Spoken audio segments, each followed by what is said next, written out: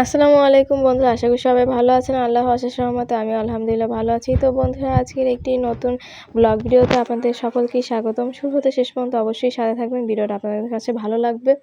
তো বন্ধুরা, আজকে আমার বোন আবদার করছে সে নিজের হাতে খিচুড়ি এবং মুরগির মাংস রান্না করবে।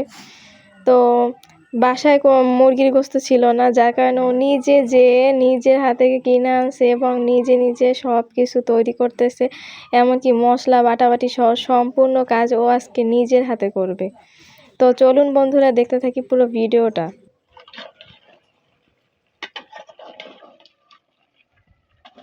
এই যে বন্ধুরা দেখেন, আজকে আমার বোন নিজের হাতে এই মুরগি আর খিচুড়ি রান্না করবে। তো কিভাবে রান্না করে দেখতে থাকুন এবং ওর হাতের রান্না কিরকম হয় অবশ্যই কিন্তু খেয়ে জানাবো।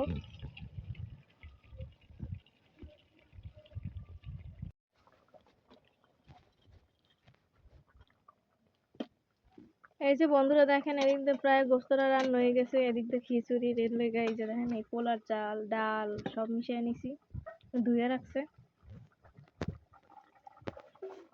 এই দিয়ে মা তরকারিতে লাড়া দিতে আছে। আর আমার ছোট বোন দেখেন, এই যে মশলাগুলো বাইটে নিতে আছে, গরম মশলা।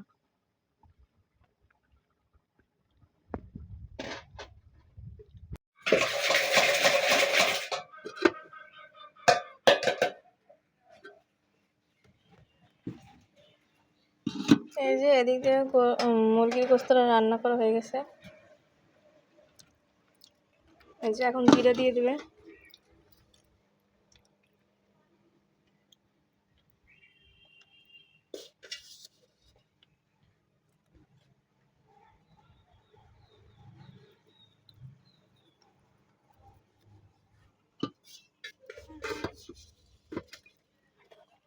আর এই পাশে এটাই কি পিঙ্কা খিচুড়ি। বাহ, কি সুন্দর হয়েছে, ঝরঝরা হয়েছে অনেক। অনেক মজা হয়েছে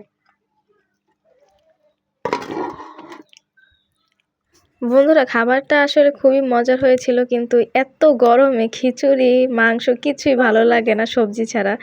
তারপরও খুবই টেস্টি হয়েছে। বন্ধুরা দেখেন, আজকে এত গরম পড়ছে যে আমরা প্রচুর পরিমাণে গরমে একদম তেনা তেনা হয়ে গেছি, শুকিয়ে কাঠ হয়ে গেছি। এখন শরবত গলতে মা একদম শরবত গলাইতে লইছে, বুঝছেন। এদিক দিয়ে প্রিয়াঙ্কা কইতে আছে আমার বোনে কাকে পানি বেশি হয়েছে।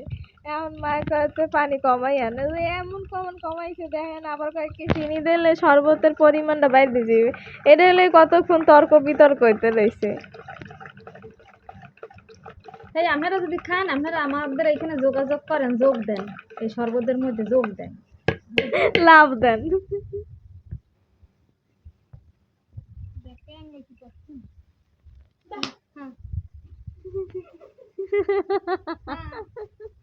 মনাসি মতো খা, মন্ডা বরিয়ে খা। তো বন্ধুরা দেখেন, এই যে জগের ভিতরে ডুব দিতে আসি। বন্ধুরা, আজকে এই ভিডিওটা আপনাদের কাছে ভালো লাগলে অবশ্যই চ্যানেলটাকে সাবস্ক্রাইব করবেন, লাইক করবেন, কমেন্ট করে জানাবেন আপনাদের মূল্যবান মতামত। বন্ধুরা, এই গরমে ঠিক এইরকম জগের ভিতরে ডুব দেওয়া দরকার।